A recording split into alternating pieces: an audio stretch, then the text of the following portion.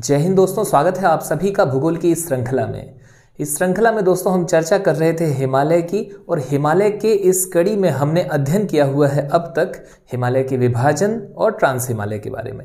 जैसा कि हमने देखा हुआ था हिमालय के विभाजन के अंतर्गत कि हिमालय क्रमशः ट्रांस हिमालय, इसके बाद महान हिमालय अर्थात दोस्तों मुख्य हिमालय, और उसके बाद हमने पूर्वोत्तर हिमालय के विषय में देखा था। ये हमारा श्रेणीवार विभाजन था। इसके अतिरिक्त एक विभाजन और था प्रादेशिक, और इनका ही हम क्रमशः अध्ययन कर रहे थे। जिस कड़ी में दोस्तों हमने ट्रांस हिमालय का अर्थात काराकोरम, लद्दाख और जास्कर का अपने पिछले लेक्चर में विधिवत तौर पर अध्ययन किया हुआ है, और यह वीडियो पूर्णतः दोस्तों केंद्रित होगी वृहत हिमालय के ऊपर। तो वृहत हिमालय की हम इसमें चर्चा करने जा रहे हैं। आपको यहाँ पर बता दें कि वृहत हिमालय एक इकाई है या एक उप विभाजन है मुख्य हिमालय का। मुख्य हिमालय से तात्पर्य है दोस्तों वह हिमालय जिसका जन्म या जिसकी उत्पत्ति मुख्य तौर पर टेथिस भूशनति के तहत हुई। और आपको यहाँ पर बता दें कि यह जो है यह मुख्य हिमालय की एक कड़ी है वृहत हिमालय। इसके बाद हम लघु हिमालय और शिवालिक का भी अध्ययन इसमें बारी बारी से करेंगे। तो चलिए ठीक है, बिना समय गवाए हम इसे प्रारंभ करें। सर्वप्रथम तो जब हम इसकी चर्चा करते हैं तो यहाँ पर बहुत महत्वपूर्ण हो जाता है कि हम इस बात को समझें कि इसका विस्तार कहाँ से लेके कहाँ तक का है। जैसा कि हमने हिमालय के प्रारंभ वाले लेक्चर में जो हमारा पहला वीडियो था उसमें हमने इसकी चर्चा की हुई थी कि हिमालय का विस्तार पूर्व से पश्चिम में या पश्चिम से पूर्व की ओर लगभग 2400 से 2500 किलोमीटर है। तो जो 2400-2500 का हमने जिक्र किया था दोस्तों, वो जो लंबाई है वो वास्तव में इसी वृहत हिमालय के कारण ही है। क्योंकि अगर हम बात करें ट्रांस हिमालय की या लघु हिमालय की या शिवालिक की, तो ट्रांस हिमालय के बारे में हम जानते हैं कि वह लगभग 965 किलोमीटर तक है दोस्तों। यदि आपने ये फैक्ट नोट नहीं किया हुआ था तो आप वहां जाकर के इसे नोट कर लीजिएगा। ट्रांस हिमालय जो है वो लगभग 965 किलोमीटर की लेंथ रखता है, जबकि जो वृहत हिमालय है ये आप पाएंगे इसमें कि इसकी जो टोटल लेंथ है दोस्तों, जो लंबाई है वो 2400 से 2500 किलोमीटर की देखने मिलती है। तो ये एक अहम पहलू होगा। इसके बाद आप इस बात को समझिएगा कि जो मध्य है और जो शिवालिक है इसका भी विस्तार बहुत नहीं है। ये आगे जाकर के इसी वृहत हिमालय में ही मर्ज होता हुआ नजर आता है, और इसे हमने समझा था इसके चौड़ाई के आधार पर। क्योंकि हमने चौड़ाई में देखा था कि जहां पश्चिम की ओर की जो चौड़ाई है यानी कि हिमालय के पश्चिमी भाग की जो चौड़ाई है दोस्तों, जो हमारे लद्दाख और JNK वाले सेक्शन में है, अगर हम उसे सम्मिलित करते हैं वो लगभग 400 किलोमीटर देखने मिलती है। वहीं पूर्व की ओर यदि हम नजर डालते हैं तो हम पाते हैं कि इसकी चौड़ाई सिमट कर 150 किलोमीटर रह जाती है, जो इस बात को कहीं ना कहीं प्रदर्शित करती है कि बाकी श्रेणियां इसी वृहत हिमालय में मर्ज हो चुकी हैं या इसमें मिल चुकी हैं। तो उम्मीद है आपको इसके विस्तार से जुड़ा हुआ ये तथ्य समझ में आ रहा होगा।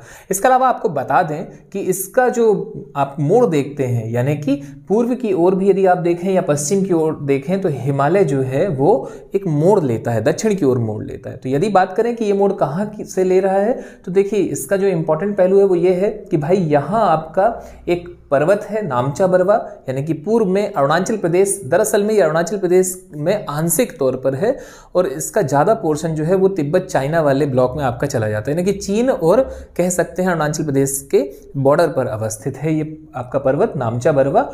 और अगली बात यह है कि यहीं से ये दक्षिण की ओर मोड़ लेता है। जब ये दक्षिण की ओर मुड़ता है दोस्तों इस पूर्वी वाले भाग से, तो आप पाते हैं कि यहाँ पर छोटी छोटी पहाड़ियाँ आपको देखने मिलती हैं। जैसे उदाहरण के लिए आपने देखा था यहाँ पर पटकोई बूम थी, इसके अलावा नागा पहाड़ी थी, मिजो पहाड़ी थी, जिनकी हम चर्चा करेंगे। और जो सबसे अहम पहलू है वो ये है दोस्तों कि म्यांमार में ये अराकान योमा के नाम से जाना जाता है। हालांकि इस सब की चर्चा हमने पिछले लेक्चर में की हुई है। बहरहाल यहाँ हम जब इसका जिक्र कर रहे हैं तो हम इसे एक बार और अध्ययन कर लेते हैं, और जब पढ़ ही रहे हैं तो उसे बार बार पढ़ने में क्या बुराई है। आप रिवीजन बारंबार करते चले जाइए, आप देखिएगा एक ऐसा आपका लेवल आएगा जहां पर आपसे सारी चीज़ें बन रही होंगी। तो चलिए ठीक है, आगे बढ़ें। अब नेक्स्ट जो पॉइंट है वो ये है कि ये तो हुई पूर्व की बात। अब जब हम पश्चिम में आते हैं, पश्चिम में हम पाते हैं कि पश्चिम में ये नंगा पर्वत का जो आपका एरिया है वहां आप पाएंगे कि इसका ये अंतिम है, यानी कि वृहत हिमालय का जो विस्तार है मुख्य तौर पर वो कहां से लेके कहां तक का है दोस्तों, तो वो आपका देखने मिलता है आपको नंगा पर्वत से लेकर के नामचा बरवा तक का।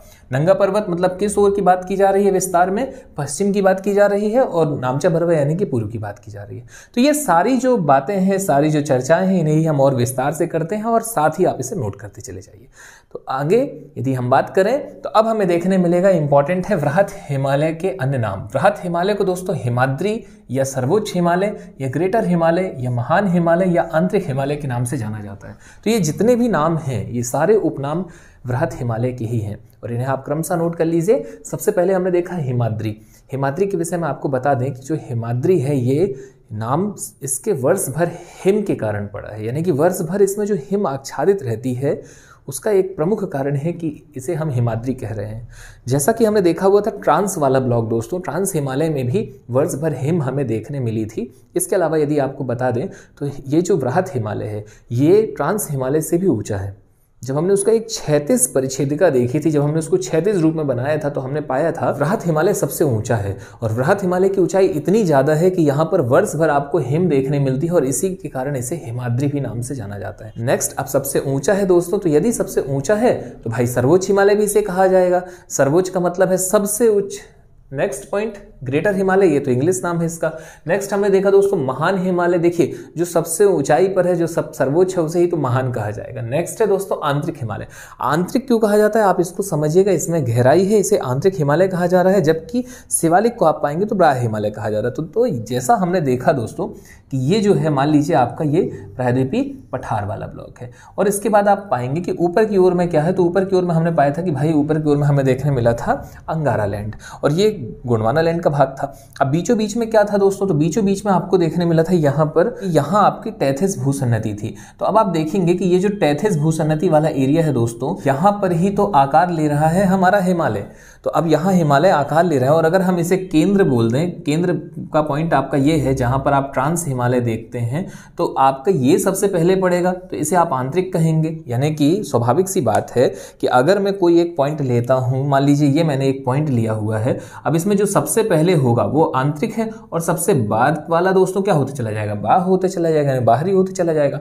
ये आपका केंद्र हो गया यदि यहाँ का सेक्शन, तो इसके बाद वाला हो जाएगा आंतरिक और सबसे लास्ट का हो जाएगा दोस्तों बाह्य यानी कि शिवालिक यानी कि सबसे बाहरी। तो इसे आंतरिक हिमालय के नाम से भी जाना जाता है। उम्मीद है आपको इसके नामकरण की जो गाथा है वो समझ में आ रही होगी कि भाई ये नाम जो पड़ा इसके पीछे का कारण क्या है। देखिए किसी भी व्यक्ति, वस्तु, क्षेत्र, स्थान, उसके नामकरण के पीछे कुछ न कुछ अंश जरूर जुड़े हुए होते हैं। हम देखते हैं कुछ लोगों के उपनाम रख दिए जाते हैं, कुछ भी उपनाम रख दिए जाते हैं, तो उसके पीछे का कारण क्या होता है, कुछ तो कारण होता है। तो वैसा ही दोस्तों यहाँ पर है, आप इसे समझिएगा। नेक्स्ट पॉइंट विस्तार, हमने अभी जैसी चर्चा की थी इसकी कि इसका विस्तार पूर्व से पश्चिम दिशा में है। कितना है दोस्तों, तो वो लगभग 2400 से 2500 किलोमीटर की लेंथ। चौड़ाई कितनी है दोस्तों इसकी, तो चौड़ाई आपको देखने मिली 25 किलोमीटर। यह है वृहत हिमालय। नेक्स्ट पॉइंट पूर्व की यदि हम बात करते हैं तो नामचा बरवा से लेकर के पश्चिम में नंगा पर्वत तक यह विशाल वृहद हिमालय की श्रेणी विस्तृत है।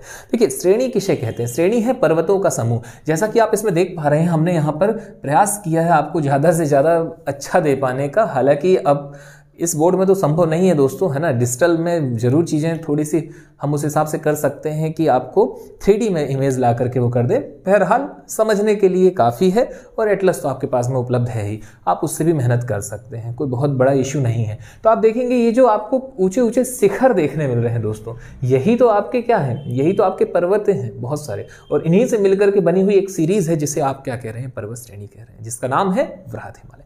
नेक्स्ट इसके बाद हम बात करें और क्या महत्वपूर्ण है, तो आपको बता दें कि विस्तार इसका मुख्य तौर पर हमें जो देखने मिल रहा है वो सिंधु से ब्रह्मपुत्र के बीच में देखने मिल रहा है दोस्तों। सिंधु नदी है और ब्रह्मपुत्र नदी है, और आप पाएंगे कि इसी ने इसे काटा हुआ है। सिंधु यहाँ काटती है पश्चिम की ओर में बुंजी नामक स्थान पर, जहां पर वो सबसे गहरा गॉर्ज बनाती है, लगभग 5200 मीटर सबसे गहरा गॉर्ज, भारत का सबसे गहरा गॉर्ज और विश्व के भी गहरे गॉर्जों में से एक। तो वो आपका यहाँ से लेकर के यहाँ ब्रह्मपुत्र तक का जो ब्लॉक है यही आपका वृहद हिमालय, यानी वृहद हिमालय को नदियां भी फिक्स कर रही होती हैं, एक तरफ सिंधु और एक तरफ ब्रह्मपुत्र। नेक्स्ट पॉइंट है दोस्तों, यहाँ पर इसकी जो एवरेज हाइट है वो कितनी है, तो वो आपको देखने मिलेगी 6100। हालांकि आपको बता दें कुछ बुकें 6000 भी कहती हैं, कुछ 6100 कहती हैं, कोई दिक्कत नहीं, इसमें आपत्ति नहीं है। लगभग 6000 से 6100 मीटर के बीच में इसकी जो एवरेज हाइट है वो देखने मिलती है। अच्छा, 6100 एवरेज हाइट का मतलब ही है कि ये जो है स्नो लाइन के ऊपर है, यानी हिम रेखा के ऊपर है। और हिम रेखा कितनी है दोस्तों, लगभग 4400 से 4500, यानी आप 4500 के ऊपर गए और वो एक ऐसा पॉइंट है, एक ऐसा लेवल है जहां पर हिम स्वतः जमना स्टार्ट हो जाती है। नेक्स्ट इसके बाद यदि बात की जाए तो इसका मध्य भाग सर्वाधिक ऊंचा है।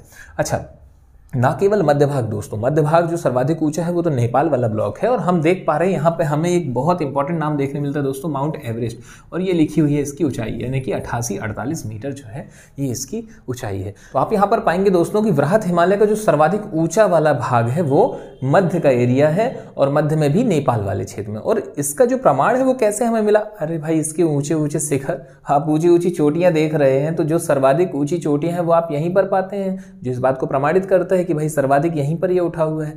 और इसके बाद अब जो इंपॉर्टेंट है वो ये है कि ना केवल दोस्तों ये ऊंचा है, बल्कि आपको बता दें ये इतना ऊंचा है, ये पूरा का पूरा वृहद हिमालय की विश्व की सर्वाधिक ऊंची जो चोटियां हैं उनमें से आपकी टॉप 10 यहीं पर आपको देखने मिल रही हैं।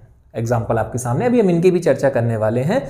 बहरहाल आगे बढ़ते हैं। नेक्स्ट पॉइंट, इसके निर्माण के क्रम से जुड़े हुए कुछ महत्वपूर्ण पहलू हैं जिन्हें आप नोट कर लीजिएगा। पहली बात तो यह है कि इसके आंतरिक और पार्श्व दोनों को लेकर के प्रश्न बने हुए हैं। यदि हम बात करें इसके आंतरिक भाग की दोस्तों, तो इसका आंतरिक भाग आर्कियन क्रम की शैलों से निर्मित है। आर्कियन क्रम में हमने इसकी चर्चा की हुई थी। देखिए आर्कियन क्या है, कडप्पा क्या है, इन सभी की चर्चा हमने भारत की भूगर्भिक संरचना से संबंधित जो अध्याय है उसमें की हुई है। आप उन वीडियो तक पहुंच करके उनका भी अध्ययन विस्तार पूर्वक कर सकते हैं। तो आर्कियन क्रम की चट्टानों के अंतर्गत हमने देखा था ग्रेनाइट, नीस, सिस्ट, ऐसी चीजें हमें देखने मिली थी, विशेष तौर पे नीस, सिस्ट वगैरह। तो ये सारी चीजें दोस्तों इसके मध्य भाग में पाई जाती हैं, यानी कि आर्कियन शैलें आंतरिक हिमालय में पाई जा रही है, उसके निर्माण क्रम में हमने देखा। नेक्स्ट जो पार्श्व वाला एरिया है दोस्तों, यानी कि जो किनारे हैं या बाद का जो एरिया है, वहां पर आपको देखने मिलेंगी कायांतरित शैलें। तो कायांतरित शैलों से भी निर्मित है। ये दोनों आपके प्रश्न हो गए। नेक्स्ट है दोस्तों यहाँ पर अब आंतरिक और पार्श्व आप जिस हिसाब से देख रहे हैं कि पहले आर्कियन फिर कायांतरित, मतलब कि हुआ क्या है दोस्तों, आपको इसमें देखने मिला कि जैसा हम जानते हैं कि शैलें 3 प्रकार की होती हैं, इग्नियस रॉक, सेडिमेंट्री रॉक और मेटामॉर्फिक, यानी कि आग्नेय, अवसादी और उसके बाद कायांतरित। तो इग्नियस आपकी जो है यही आर्कियन है, और उसके बाद आपने देखा कायांतरित शैलें देखने मिली, मतलब कि मेटामॉर्फिक देखने मिली। तो आप यहाँ पर पा रहे हैं कि ये इस बात को प्रमाणित करता है कि जो महान हिमालय है इसके वलय की प्रकृति या वलन की प्रकृति दोस्तों कैसी रही है, असममित रही है। तो ये आपका पूछा जा सकता है डायरेक्ट कि भाई इसमें वलन की प्रकृति या वलय की प्रकृति कैसी रही, तो असममित रही, इसे आप नोट कर लीजिएगा। इसके अलावा यदि बात की जाए दोस्तों अन्य महत्वपूर्ण पहलुओं में, तो वो हमारे लिए इंपॉर्टेंट होने जा रही हैं। यहाँ से इसकी प्रमुख पर्वत चोटियाँ बहुत इंपॉर्टेंट रहने वाली हैं। हमें चोटियों का अध्ययन करना होगा कि चोटियों से जो प्रश्न बनते हैं वो कैसे रहने वाले हैं। देखिए सबसे पहला प्रश्न तो आपका यहाँ से कई दफ़ा पूछा गया है कि हिमालय की सबसे पूर्वी चोटी कौन सी है निम्नलिखित में से। ऑप्शन आपके यही रहने वाले हैं। तो देखिए सबसे पूर्वी चोटी आपकी कौन सी है, नामचा पर्वत, इसे आप नोट कर लीजिएगा 77-56।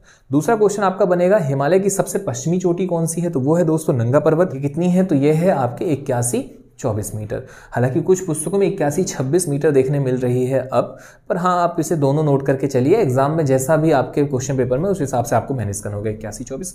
नेक्स्ट पॉइंट की यदि हम बात करें दोस्तों, तो और भी क्वेश्चन इसमें से उठते हैं, जैसे कंचनजंगा पूछ लिया जाता है, जैसे एवरेस्ट पूछ लिए जाते हैं। तो ये ऐसे आपको क्वेश्चन देखने मिलते हैं।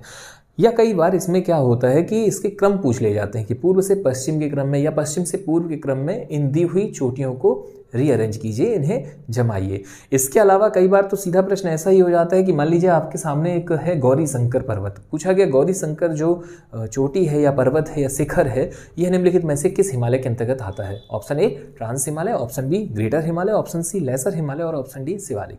तो ये सारे प्रश्न जो हैं ये हमारे क्लियर हो जाएंगे अगर हम एक ऐसा डायग्राम बनाएं और हम उसे एटलस के साथ में, देखिए बिना एटलस के नहीं भाई, है ना, बार बार मैं जोर दे रहा हूं आपको कि एटलस इसलिए क्योंकि देखिए आप कितने भी अच्छे से अच्छा एक इमेज देख लीजिए, है ना, पर वो एक समय के बाद में आपके काम की नहीं रह जाएगी जब तक कि आप उसमें पेन ना चला दें, जब तक कि आप उसे हाईलाइट ना कर दें, जब तक आप उसमें उससे रिलेटेड जो बिंदु हैं उन्हें उसमें नोट डाउन ना कर लीजिए।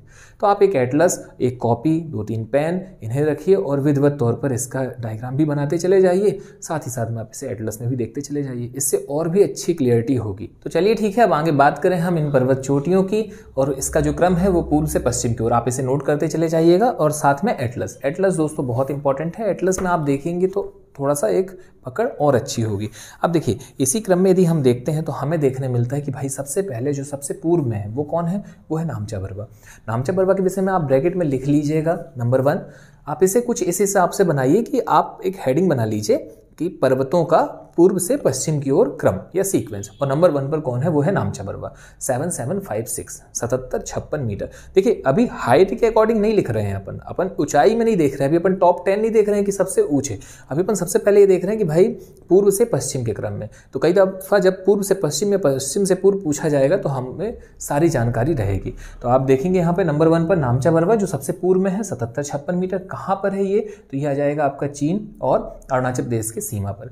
नेक्स्ट है दोस्तों, इसके बाद में आप देखेंगे कि यहाँ पे आपका कौन आ जाता है, भूटान। तो भूटान में कोई विशेष आपको यहाँ पर पर्वत वगैरह देखने नहीं मिल रहे हैं, हालांकि पूछ लिया जाता है कि भूटान में बृहत हिमालय या लघु हिमालय की सीरीज है या नहीं है, तो हाँ है, ये आपका हो गया। और इसके अलावा एक काला पहाड़ करके आप भूटान में देख रहे हैं। नेक्स्ट इसके बाद आप देखेंगे सिक्किम। सिक्किम वाला जो एरिया है दोस्तों, सिक्किम और नेपाल की सीमा पर आपको देखने मिलेगा कंचनजंगा। और कंचनजंगा की जो हाइट है ये है 85-98, इसे भी आप नोट कर लीजिएगा। और कहाँ पर है ये, तो ये है सिक्किम और नेपाल की सीमा पर। नेक्स्ट है दोस्तों, कंचनजंगा से जो संबंधित प्रश्न है उसमें भी आप नोट कीजिएगा सबसे महत्वपूर्ण क्वेश्चन। मैंने आपको पहले ही यहाँ पर बताया हुआ था कि 3 क्वेश्चन इंपॉर्टेंट हैं। विश्व का सर्वोच्च शिखर माउंट एवरेस्ट, नेक्स्ट हिमालय पर स्थित भारत का सर्वोच्च शिखर कंचनजंगा, और नेक्स्ट भारत का सर्वोच्च शिखर। तो भारत का सर्वोच्च शिखर आपको देखने मिला था K2। K2 की चर्चा हमने पहले ही की हुई है, ट्रांस हिमालय के अंतर्गत हमने की हुई थी। यहाँ पे दोस्तों काराकोरम रेंज में, ये है काराकोरम, इसके बाद लद्दाख और इसके बाद आपको जास्कर देखने मिली। तो काराकोरम में आपको K2 देखने मिला, यानी गॉडविन ऑस्टिन, और इसकी जो ऊंचाई है वो कितनी है दोस्तों, तो 8611 मीटर। तो ये क्लियर होता है यहाँ पर कि भाई K2 की ऊंचाई तो इससे ज़्यादा है कंचनजंगा से, पर जो महत्वपूर्ण है वो ये कि भाई K2 कहाँ पर है, ये ट्रांस हिमालय के अंतर्गत है, ये बृहत हिमालय में नहीं है। तो सबसे इंपॉर्टेंट ये होगा कि हिमालय पर अवस्थित भारत का सर्वोच्च शिखर, तो इसका आंसर हो जाएगा कंचनजंगा। और इसकी ऊंचाई कितनी है, तो 85-98 मीटर। और इसके बाद बात करते हैं हम, तो हम अब आ गए हैं नेपाल में। और नेपाल में अब आपकी जितनी भी, मतलब ये जो आप सीरीज देख रहे हैं, जितने भी नाम आपको देखने मिल रहे हैं दोस्तों, ये सभी नेपाल में है, इन्हें आप नोट कर लीजिएगा। मकालू, मकालू के बाद एवरेस्ट, एवरेस्ट के बाद चोयू, चोयू के बाद दोस्तों गौरी शंकर, गौरी शंकर के बाद मनसालू, इसके बाद अन्नपूर्णा, फिर धौलागिरी और फिर एपी। और फिर एपी वाली जो सीरीज है, जो पर्वत है, ये है लाइन से। तो इनसे जब क्रम, देखिए इनकी हाइट हमें मेंशन करना है क्या, नहीं, इनकी ऊंचाई वगैरह हमें नहीं नोट डाउन करना, बस हमें ये देखना है कि भाई एक सीक्वेंस में किसके बाद कौन आता है। हमने पाया कि एवरेस्ट के बाद क्रमशः चोयू, गौरीशंकर, मनसालू, अन्नपूर्णा, धौलागिरी और एपी सीरीज या एपी पर्वत हमें देखने मिलता है। इसके बाद बात की जाए तो अब देखिए हम यूके में जा चुके हैं, मतलब उत्तराखंड में जा चुके हैं। और उत्तराखंड में हमें सबसे पहले अगर कोई देखने मिल रही तो वो है नंदा देवी। नंदा देवी की ऊंचाई दोस्तों 7816 यानी कि 7816 मीटर। इसके बाद त्रिशूल, त्रिशूल के बाद दूनागिरी, और दूनागिरी के बाद हमें कामेत देखने मिलती है। हालांकि आपको बता दें दूनागिरी और कामेत के बीच में भी आपको 2 और पर्वत शिखर देखने मिलेंगे, एक नंदाकोट है और एक चोखंबा। चोखंबा या चोखंबा दोनों पूछे जाते हैं, आपसे बनना चाहिए। नेक्स्ट है कामेत, और इसके बाद बद्रीनाथ, उसके बाद बंदरपूछ, सबसे लास्ट में आपको देखने मिला बंदरपूछ। तो और इसके बाद जब आप और पश्चिम में जाते हैं दोस्तों, तो आपको नंगा पर्वत देखने मिलता है, जिसकी ऊंचाई है 8124 मीटर। तो इस तरीके से एक सीक्वेंस आपको देखने मिला। अब बात यह है कि भाई हम इसे याद कैसे रखें, तो देखिए याद रखना आसान है, आप 2-4 बार इसे क्रमशः बना लीजिए।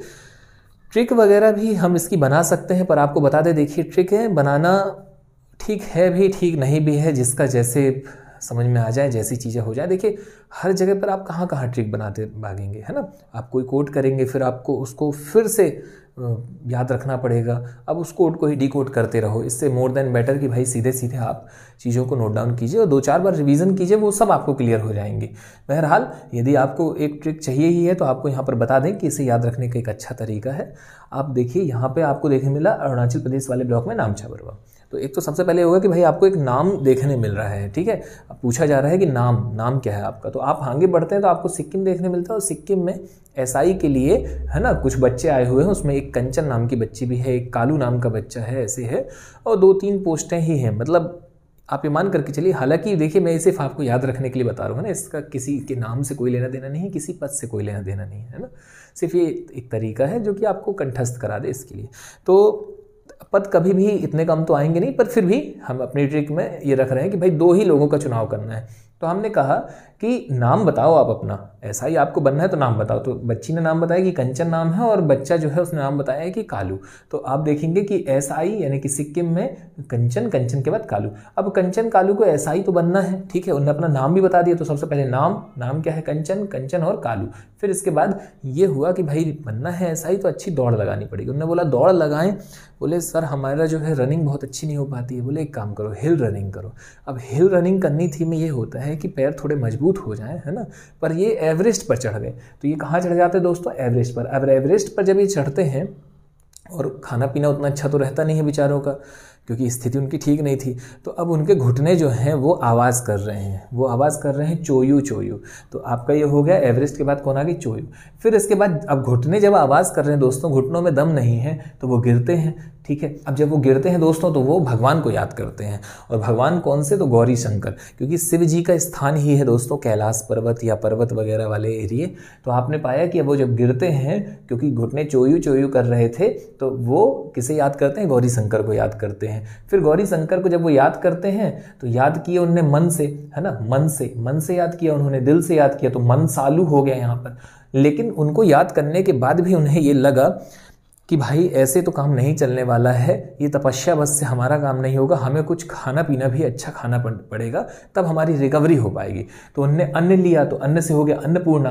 अन्नपूर्णा खाने, यानी अन्न खाने के बाद भी वो पाते हैं कि मजबूती नहीं आ पा रही है, बार बार वो गिर जा रहे हैं। जैसी धौलागिरी, देखिए धौलागिरी, बार बार वो गिर जा रहे हैं। अब दोस्तों वो फिर से गिरे, धौलागिरी। अब जब वो बार बार गिर रहे हैं तो फिर से उन्हें यह एहसास हुआ कि भाई हमने गलती कर दी क्या। बोले कैसी गलती, बोले भगवान के पास गए थे और तपस्या पूरी नहीं की। अब वो बोले अरे यार अगर फिर से जाते हैं भगवान के पास में तो कहीं वो बुरा ना मान जाए शंकर जी। तो बोले कहाँ चलें, तो बोले कुछ लोगों ने उन्हें सलाह दी कि आप जो है यानी AP आप किसी देवी जी के पास में जाइए।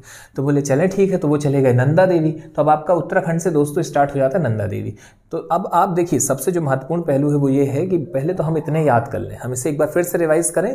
तो हमने देखा था कि भाई नामचा बरवा, इसके बाद नाम क्या था, कंचन और कालू। तो कंचन जो है कालू ये दोनों क्या बनना चाह रहे हैं, SI। तो कंचन जंघा और मकालू SI बनना चाह रहे हैं। फिर इसके बाद मकालू के बाद अब ये अपनी रनिंग करते हैं स्टार्ट और ये एवरेस्ट पर चढ़ जाते हैं। फिर एवरेस्ट के बाद में चढ़ने पर इनके घुटने जो है दोस्तों वो चोयू चोयू, है ना। तो वो चोयू हो गया। इसके बाद में फिर ये गिरते हैं, शंकर जी के पास में जाते हैं तो गौरी शंकर के बाद में दोस्तों ये मन से जाते हैं तो मनसालू। और इसके बाद में अन्न खाते हैं, अन्नपूर्णा। अन्न खाने के बाद भी नहीं मजबूत हो पा रहे हैं, रिकवरी नहीं हो पा रही, तो फिर से गिरे तो धौलागिरी। और धौलागिरी गिरने के बाद में लोगों ने इन्हें कहा कि आप एक काम कीजिए, अब देवी जी के पास में चले जाइए। तो ये चले गए नंदा देवी में जाते हैं दोस्तों। वो भी वहां पर भी पर्वत का शिखर है, पास में ही कैलाश दिखने लग गया। और कैलाश पर्वत जब दिखता है तो वहां पे इन्हें त्रिशूल दिखता है। तो ये हो गया त्रिशूल। अब नंदा देवी और त्रिशूल इन्हें दिखने लग गया। इसके बाद में दोस्तों त्रिशूल के बाद ये फिर से गिरे। अब गिरे इसलिए त्रिशूल देख करके कि भाई हम जाए तो जाए कहाँ, एक तरफ हमें शंकर जी, एक तरफ हमें देवी जी दिख रही हैं। फिर इसके बाद गिरे तो यहाँ पे दूनगिरी। अच्छा आपको बता दें कि दूनागिरी जो है यहीं पास आपको दो और देखने मिले, चोखंबा और नंदाकोट। इसके बाद आपको देखने मिलेगा दोस्तों कामेत, बद्रीनाथ, बंदरपूछ। ये सारे देखिए सारे अब तीर्थ स्थल देखने मिल गए। बद्रीनाथ वगैरह यहीं पर दोस्तों गंगोत्री है, यमुनोत्री है, सब यहीं पर है। अब पूरे तीर्थ स्थल, क्योंकि अब ये भगवान का सहारा ले चुके हैं। और तीर्थ स्थल वाला ब्लॉक आपका UK वाला ब्लॉक हो गया। और सबसे लास्ट में दोस्तों आप पाएंगे नंगा पर्वत। नंगा पर्वत कहाँ पर है, तो ये आपका लद्दाख और जम्मू कश्मीर केंद्र शासित प्रदेश की सीमा पर अवस्थित है। और किस श्रेणी में है दोस्तों, तो ये बृहत हिमालय का सबसे पश्चिमी पॉइंट है। तो इस तरीके से आपने एक सीक्वेंस देखा सारे पर्वतों का। अब यहाँ पर जो सबसे ज़्यादा प्रासंगिक है दोस्तों वो ये है कि अब हम टॉप 10 जो हिल्स हैं, जो शिखर हैं, हम इन्हें देखते हैं। और इस कड़ी में सबसे पहले जो है आप उसे नोट कर लीजिएगा। अब अपनी हेडिंग आप बना सकते हैं टॉप 10। टॉप 10 के लिए हम बात करते हैं तो देखिए टॉप 10 बहुत आसान है। आप एटलस में सबकी हाइट देखते चले जाइएगा और उसी के अकॉर्डिंग आप टॉप 10 कर सकते हैं। बहरहाल हम कुछ नाम यहाँ पर छोड़ेंगे, कुछ महत्वपूर्ण बिंदुओं को देखेंगे, जिसमें सबसे पहला जो आपको देखने मिलेगा वो माउंट एवरेस्ट है, 8848 8848। माउंट एवरेस्ट से जुड़े हुए जो अन्य महत्वपूर्ण तथ्य हैं उनके अभी हम चर्चा करने जा रहे हैं। आप तनाव मत लीजिएगा, आप ऐसा मत सोचिएगा कि क्या एवरेस्ट को सिर्फ हम इतना ही करके छोड़ देंगे क्या, तो नहीं, अभी बहुत कुछ है इसमें पढ़ने को। माउंट एवरेस्ट में दोस्तों विश्व का सर्वोच्चम शिखर आप ये लिख सकते हैं अभी फिलहाल तो। नेक्स्ट कहां पर है, बृहत हिमालय पर। कहां पर है, नेपाल में है। नेक्स्ट है दोस्तों इसके बाद सेकंड जो पॉइंट आपको देखने मिलेगा हिल में, वो आपको देखने मिल जाएगा शिखर में K2 यानी कि गॉडविन ऑस्टिन 8611, ये दूसरा हो गया। इसके विषय में क्या तथ्य दोस्तों, भारत का सर्वोच्च शिखर। फिर इसके बाद आप देखेंगे तीसरा आपको देखने मिला कंचनजंगा 8598, और इसके विषय में ये है कि हिमालय पर अवस्थित भारत का प्रथम, इसके अलावा भारत का द्वितीय, इसके अलावा अगर वैश्विक स्तर पर देखें तो तृतीय, जबकि ये वैश्विक स्तर पर आपको सेकेंड रैंक पर देखने मिला था और ये थर्ड रैंक पर आ जाएगा। फिर कंचनजंगा के बाद कौन सा है दोस्तों, तो वो अब आपका इंपॉर्टेंट हो जाएगा मकालू, क्योंकि ये है 8481। फिर मकालू के बाद जब हम आगे बढ़ते दोस्तों तो हम पाएंगे, देखिए ये जो लिखे हुए सीरीज में है, ठीक है, इसमें लगभग सभी नेपाल वाले जितने हैं ये सभी 8000 के ऊपर में ही हैं, तो इन सभी के नाम आते हैं। पर हाँ, अब डिपेंड करेगा ऑप्शन कैसे हैं। अब ऑप्शन के अकॉर्डिंग आप इसे मैनेज करेंगे, तो अब आपकी ये जिम्मेदारी है कि आप इसे हाइट के अकॉर्डिंग रीअरेंज करते चले जाइए। मकालू के बाद में दोस्तों चोयू भी ऊंचा ही है, और चोयू के बाद में आप पाएंगे मनसालू है, गौरीशंकर मनसालू, अन्नपूर्णा दोस्तों बाद में है, धौलागिरी के रैंक पहले लगेगी, इसके बाद में अन्नपूर्णा। और फिर जब आप आगे बढ़ते हैं तो अब देखिए नंगा पर्वत भी 8124 ऊंचा है, तो नंगा पर्वत को आप रखेंगे इसी क्रम में, क्योंकि ये भी 8000 के ऊपर है। को बता दें नंगा पर्वत के बाद में दोस्तों अन्नपूर्णा का रैंक लगता है, क्योंकि इसका 8000 कुछ है अन्नपूर्णा, तो पहले नंगा पर्वत फिर आप अन्नपूर्णा रखेंगे। ये शिखर टॉप 10 वाली ब्लॉक चल रहे हैं दोस्तों, ठीक है। फिर अन्नपूर्णा के बाद आपका स्थान लगेगा नंदा देवी का, नंदा देवी 7816, और फिर इसके बाद में लगेगा दोस्तों नामचा पर्वत 7756। तो इस तरीके से आपने एक सीक्वेंस देखा जिस पे काम आप स्वयं भी कर सकते हैं। देखिए एटलस में आपके सब कुछ है, यूके आप ओपन कर लीजिए, उत्तराखंड ओपन कर लीजिए, नेपाल ओपन कर लीजिए। नेपाल कहाँ पर मिलेगा, ये एशिया महाद्वीप में मिलेगा। एशिया महाद्वीप वाले जब आप पेज ओपन करेंगे वहां पर आपको नेपाल मिल जाएगा, और नेपाल में आपकी सारी सीरीजें आपको क्रमशः मिल जाएंगी। तो आप वहां से इसके एक्यूरेट डाटा, देखिए डाटा याद नहीं करना, मैं ये भी आपको बता दूं, मैं बार बार कह रहा हूं भाई, सब कुछ मैं यहाँ पे हमने क्यों नहीं मेंशन किया है, क्योंकि अगर हम यहाँ लिख देंगे आप उसे नोट कर लोगे और फिर आप उसे रट्टा मारना स्टार्ट कर दोगे, वो बहुत टफ टास्क है। एग्जामिनर अगर वहां से क्वेश्चन नहीं बना रहा है, नहीं उठा रहा है, तो फिर क्यों हम बेवजह वहां पर मेहनत करें। तो आप सिर्फ इसलिए डाटा को देखिए ताकि आप उसे एक सीक्वेंस दे सकें, टॉप से लेकर के आप धीरे धीरे एक क्रम से कि कौन किसके बाद है। अगली बात दोस्तों, अब आप यहीं पर 3-4 पॉइंट और नोट कर लीजिए, जिसमें आपका इंपॉर्टेंट, देखिए नामचा पर्वत तो हम कर ही चुके हैं, सबसे पूर्वी हो चुका है, नंगा पर्वत सबसे पश्चिमी हो चुका है, कंचनजंगा क्या है दोस्तों, तो विश्व में 3रा स्थान रख रहा है, भारत में 2रा स्थान, और हिमालय पर अवस्थित भारत का पहला। इसके अलावा एवरेस्ट आपको क्लियर ही है। K2 के विषय में आपको पता है विश्व में 2nd रैंक पर है, इसके अलावा भारत में 1st रैंक पर है। अच्छा, और किसके अंतर्गत है, ट्रांस हिमालय के अंतर्गत है। तो ये सारी चीजें आपकी क्लियर होती चली जा रही है। नंदा देवी दोस्तों यूके का सर्वोच्च शिखर है, हम इस पर भी चर्चा करेंगे, एक लेक्चर लेकर के आएंगे, संपूर्ण भारत के सर्वोच्च शिखर। फिर इसके बाद आगे बात करें अब इसमें, तो हमारे लिए इंपॉर्टेंट हो जाएगा, यहाँ पर कुछ है पर्वत जिनके विशेष नाम है, जैसे धौलागिरी को दोस्तों व्हाइट माउंटेन कहा जाता है। आप नोट कर लीजिएगा, जो धौलागिरी है दोस्तों ये आपका क्या कहलाता है, ये कहलाता है व्हाइट माउंटेन।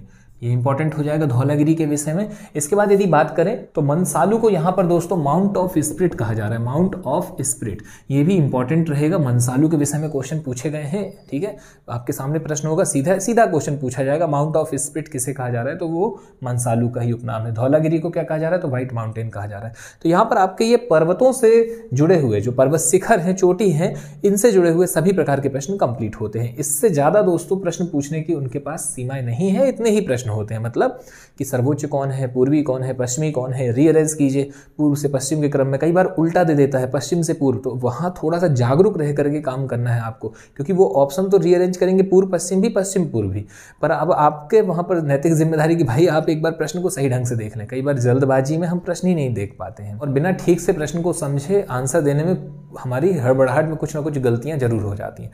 तो चलिए ठीक है, यहाँ आपका ये क्लियर होता है। और अब इसके बाद जो अंतिम पॉइंट है दोस्तों वो ये कि घाटियां, हमने देखा घाटियों का विकास हमें देखने मिला महान हिमालय और मध्य हिमालय के मध्य। देखिए घाटियों के विकास को हम एक डायग्राम के माध्यम से समझ सकते हैं। यहाँ पर एक इमेज आपके सामने यहाँ हम लाते हैं दोस्तों, जिसमें आप समझ पाएंगे कि आखिर ये विकास हुआ कैसे या क्या होती हैं ये घाटियाँ। तो इसे आप देखिए, इसमें सबसे पहले तो यदि हम बात करें दोस्तों तो जो पर्वत होते हैं आप देखेंगे कुछ ऐसी आकृतियाँ लेकर के चलेंगे। अब जैसे हमने कहा ये वृहत हिमालय, तो ये जो आपका मान लीजिए वृहत है, मध्य है, और ये आपका ये ब्लॉक लास्ट वाला ये शिवालिक है। तो अब इसके बीच में दोस्तों देखिए ये जो ऊपर का उठा हुआ भाग होता है इसे हम कहते हैं एंटीक्लाइन। अब इसे नोट कर सकते हैं, इसे एंटीक्लाइन कहा जाता है। ये सारी चीजें आप जियोलॉजी में या ज्योग्राफी में देखते हैं, एंटीक्लाइन हो गया, ये सिंक्लाइन हो गया, इन्हें अपनति हो गई, ये अभिनति। अपनति अपनति क्या है दोस्तों, तो ये जो आपका ये फिगर बन रहा है ये एंटीक्लाइन है, ये अपनति है, और ये जो बन रही है अभिनति है, इसे क्या कहा जाता है, तो इसे सिंक्लाइन कहा जाता है। अब ये जो आपका ब्लॉक बना दोस्तों, यही तो है घाटी। मतलब हम इसे कह सकते हैं कि भाई दो पर्वतों के मध्य का ये जो एरिया है ये कहलाया आपका क्या दोस्तों, घाटी, यानी कि अभिनति सिंक्लाइन। यही क्या है, ये घाटी है। इसके अलावा यहीं से ये विभाजित होते हैं अलग अलग ब्लॉक में, जैसे ट्रांस हिमालय और मध्य, आपने वृहद हिमालय को देखा था, फिर वृहद हिमालय और मध्य हिमालय को देखा, मध्य हिमालय शिवालिक को देखा, जिसके विषय में हमने चर्चा की हुई है, suture zone, fault, man boundary fault, ये सारी चीज़ें, थ्रस्ट वगैरह, इनको हमने पढ़ा है पिछले लेक्चर में, तो उनका रिवीजन करते चले जाइएगा। नेक्स्ट अब हम बात करते हैं इन घाटियों की। तो सबसे ज़्यादा जो घाटियों का विकास है दोस्तों वो देखने मिला महान हिमालय और मध्य हिमालय के मध्य। महान हिमालय और मध्य हिमालय के मध्य में दोस्तों घाटियां सर्वाधिक देखने मिलती हैं। मतलब हम कह सकते हैं, देखिए अब ये जो हमने बनाया हुआ था पूरा ब्लॉक एक क्रमबद्ध जो है, ये तो महान हिमालय है। अब महान हिमालय यानी ग्रेटर हिमालय और मध्य हिमालय यानी कि लेसर हिमालय की यदि हम बात करें तो लेसर हिमालय आपको देखने मिलेगा 5 टुकड़ों में। पहला तो ये आपका हो गया दोस्तों, ये जो एक ब्लॉक है ये है आपका पीर पंजाल। पीर पंजाल के बाद आप देखेंगे आपको धौलाधर देखने मिलता है। धौलाधर के बाद में दोस्तों 2 आपको देखने मिलेगा, एक नागटिवा, एक मसूरी, और इसके बाद में आप देखेंगे महाभारत श्रेणी जो कि नेपाल में। तो इस तरीके से आप 5 ब्लॉक देखते हैं, किसके, लेसर हिमालय के या लघु हिमालय के या मध्य हिमालय के। तो इस वृहद हिमालय और मध्य हिमालय के बीच में, लघु हिमालय के बीच में दोस्तों ये जो एरिया है, ये जो जोन है आपका सिंक्लाइन वाला, ये घाटियां बहुत सारी डेवलप हुई हैं और इनसे प्रश्न बनते हैं। इसी कड़ी में सबसे पहली एक घाटी है कश्मीर घाटी, दूसरी घाटी है दोस्तों कुल्लू घाटी, और तीसरी घाटी आपको देखने मिलेगी काठमांडू घाटी। कश्मीर घाटी जो है उसके विषय में आप लिख लीजिएगा, ये ग्रेटर हिमालय और लेसर हिमालय के मध्य है कश्मीर घाटी। नेक्स्ट पॉइंट है दोस्तों कुल्लू घाटी कहाँ पर है, तो ये ग्रेटर हिमालय और धौलाधर के बीच में है। जो धौलाधर श्रेणी आपको देखने मिलती है यानी कि हिमाचल प्रदेश वाला ब्लॉक यहाँ पर है। और इसके बाद तीसरे यदि हम बात करें काठमांडू की दोस्तों, तो ये ग्रेटर हिमालय यानी वृहद हिमालय और लेसर हिमालय के महाभारत श्रेणी के मध्य देखने मिलती है। तो इनसे प्रश्न बनते हैं, इन्हें आप नोट कर लीजिएगा। इसके अलावा और भी कई प्रश्न पूछे जाते हैं, जैसे इसी कश्मीर हिमालय की ये जो घाटी है, ये जो ब्लॉक है, यहाँ पर दोस्तों करेवा पाए जाते हैं जिसपे केसर की खेती होती है। तो इन सभी की चर्चा अभी हम आगे करने वाले हैं जब नदियों के आधार पर या प्रादेशिक आधार पर हिमालय का वर्गीकरण करेंगे। तो यहाँ पर बहरहाल अभी जो इंपॉर्टेंट पॉइंट है वो सभी कंप्लीट होते हैं, चाहे वो घाटी से संबंधित हो, चाहे वो शिखर से संबंधित हो, चाहे वो टॉप 10 आपके पर्वत श्रेणियां हो या उन श्रेणियों पर अवस्थित ऊंचे ऊंचे शिखर हो, हमने सभी की चर्चा यहां पर की। और अब हम चर्चा करेंगे मुख्य तौर पर दोस्तों एवरेस्ट की। वीडियो दोस्तों थोड़ा सा लंबी हो रही है चूंकि इस कारण से माउंट एवरेस्ट के बारे में हम चर्चा अपने एक अलग पार्ट में करते हैं, और उसके बाद आगे हम इसी कड़ी में अध्ययन करेंगे वृहद हिमालय के बाद लघु हिमालय और शिवालिक का। अब तक दोस्तों हमने अध्ययन कर लिया है वृहद हिमालय से जुड़े हुए सभी महत्वपूर्ण पहलुओं का। अच्छा, आपको यहाँ पर बता दें कि जो महत्वपूर्ण है वो ये कि हमने छोड़ा क्या हुआ है। हमने यहाँ पर अभी छोड़े हुए हैं हम लोग दर्रे, हमने हिमालय के दर्रे नहीं पढ़े। इसके अलावा हमने कुछ महत्वपूर्ण हिमनद हैं और कुछ अन्य घाटियां हैं। तो आपको बता दें कि हम क्या करेंगे, हम एक ऐसी वीडियो लाएंगे जिसमें हम संपूर्ण हिमालय के दर्रों को कवर करेंगे, इसके अलावा हिमनदों को भी कवर करेंगे, और इसके अलावा हम एक वीडियो लाएंगे जिसमें हम घाटियों को अध्ययन करेंगे। तो देखिए अलग अलग सेक्शन बना करके जब हम अध्ययन करते हैं तो हमारे लिए वो समझने के लेवल पे और भी अच्छा हो जाता है। तो आपको बता दें कि वृहद हिमालय के सभी बिंदु हो चुके हैं, बस इसमें अभी बाकी है सिर्फ और सिर्फ एवरेस्ट। अब एवरेस्ट के कुछ विशेष तथ्य हैं जिसे लेकर के हम अपने अगले पार्ट में आ रहे हैं। तो चलिए ठीक है, आज आपसे विदा लेते हैं, मुलाकात जल्द नेक्स्ट पार्ट में। धन्यवाद, जय हिंद, जय भारत।